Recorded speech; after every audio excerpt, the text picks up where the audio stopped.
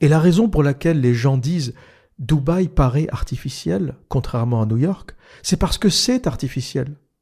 Les New-Yorkais ont répondu à une vraie contrainte de l'île de Manhattan. Ils ont répondu à un vrai besoin et ils ont construit les gratte-ciel comme la réponse logique. Les gens de Dubaï et les urbanistes n'ont pas ce problème. Et ils ont d'autres problèmes par contre, le climat, la chaleur. Et ils se sont mis à construire des gratte-ciel dont on ne comprend pas la logique.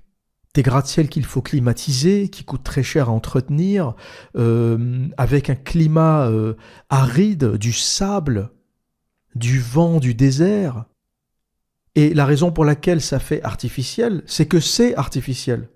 Quand les gens disent « il y a un truc, je sens un truc bizarre à Dubaï, je sens qu'il y a un truc qui va pas, je sens que ça manque d'authenticité ». Ben, c'est pas que tu sens, ça manque d'authenticité, c'est artificiel, c'est fake, c'est mensonger. Dubaï, c'est une gonzesse maquillée.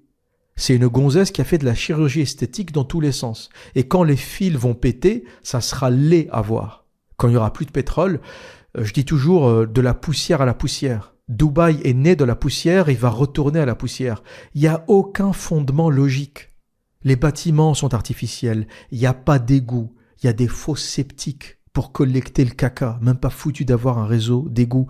Les gens qui y vont sont des expats. Ils n'ont aucun avenir là-bas. Vous savez que c'est impossible d'obtenir la nationalité émirati. Tu peux passer 20 ans aux Émirats, tu seras toujours un étranger. Donc les gens qui vivent là-bas savent très bien qu'ils sont là-bas pour gagner un peu d'argent et ils vont partir. Même leur présence est artificielle.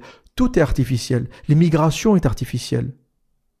Tu vis 10 ans aux États-Unis, tu deviens américain, tes enfants deviennent américains. Tu vis 10 ans à Dubaï, le jour où ils te demandent de te barrer, tu te barres. Jamais tu ne feras partie d'eux. Jamais ils ne te donneront la possibilité de vivre avec eux sur le long terme. Donc, tu es tout le temps sur la sellette. C'est ça qui doit être psychologiquement difficile à Dubaï, c'est que tu vis à Dubaï, tu passes 10 ans, 15 ans, 20 ans, 30 ans. T'as jamais la nationalité émirati, tu ne deviens jamais, t'as jamais cette stabilité. Le jour où ça va changer, le jour où ils vont te dire de dégager, tu prends tes affaires et tu pars. Le jour où il y aura une crise économique grave et qu'ils vont dire Dubaï aux Dubaïotes, les Émirats pour les Émiratis, c'est bon, il n'y a plus de projet, il n'y a plus d'argent pour les étrangers, tu vas dégager.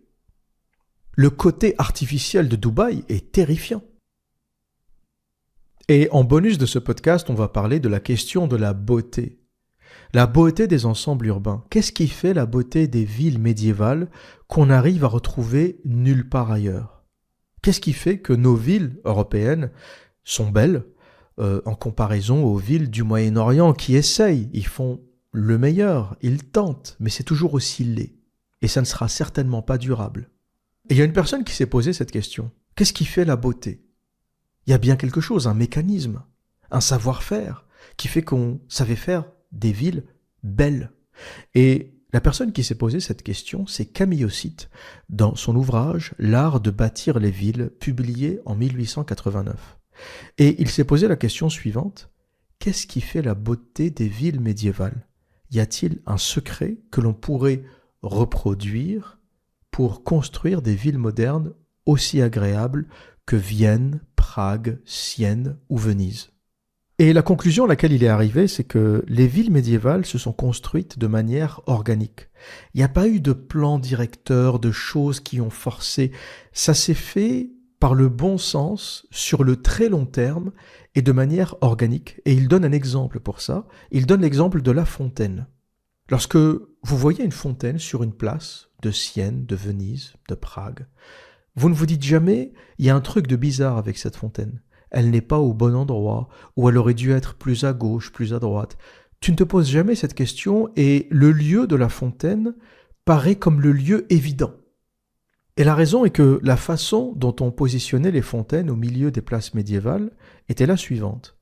On remarquait, lorsqu'il neigeait, que lorsque les calèches passaient, les chevaux, les passants, il y avait un endroit de la place qui formait une espèce de rond-point, un endroit où personne ne passait, mais de manière organique, c'est-à-dire que les gens font les pourtours de la place parce qu'ils visitent les magasins, parce qu'ils vont dans leur logement, mais le centre de la place, il y a toujours un point précis où naturellement les gens ne vont pas. Et naturellement, à cet endroit de la place, il y a toujours un monticule de neige qui se constitue. Parce que forcément, il n'y a rien qui perturbe cette neige. Les gens ne passent pas par là-bas, les calèches ne passent pas, les chevaux ne passent pas. Et cet endroit a été identifié comme le point statique de la place. Personne n'y va. Le trafic, de manière organique, ne passe pas par là-bas. Et c'est là où la fontaine était généralement construite. Elle était construite de manière organique dans le point le plus statique de la place. On pourrait reproduire la même chose aujourd'hui. Par exemple, on a une grande pelouse, une place publique avec du gazon, et on se dit, mais où est-ce qu'on va mettre la sculpture ou la fontaine? Eh bien, on pourrait regarder les pas que font les gens sur le gazon. Forcément, là où passent beaucoup les individus, il n'y aura plus de gazon. Le gazon va être écrasé au fur et à mesure du temps. Et on verra à cet endroit une espèce de place de gazon qui n'a pas été perturbée. Ça veut dire que les gens ne passent pas par là-bas, ne s'assoient pas là-bas, n'y vont pas, ne font rien de spécial. Eh bien, ça sera le meilleur endroit pour installer une structure, une sculpture, une fontaine, peu importe. Voilà ce qui faisait, voilà l'un des éléments, c'est pas le seul, qui faisait le côté incroyablement naturel des places médiévales. C'est qu'elles se construisaient de manière totalement naturelle et organique. Autre chose, les places médiévales sont souvent triangulaires. Elles sont pas carrées ou rectangulaires comme les places classiques de l'architecture haussmannienne ou napoléonienne. En général, c'est plutôt la forme triangulaire et pas très nette, un peu irrégulière. Et toutes les rues arrivent jamais en plein axe, mais sur le côté de la place. Ce qui fait que tu ne vois jamais la cathédrale, par exemple, quand tu es dans la ville. Les rues médiévales, c'est jamais des grandes rues en ligne droite où tu vois le bout de la rue. C'est des rues sinueuses. Et il y avait un effet spectaculaire quand tu arrivais devant la cathédrale. Tu marches dans une petite rue et à un moment, tu débouches sur la place et tu vois la façade immense de la cathédrale. C'était toujours une découverte spectaculaire, la cathédrale.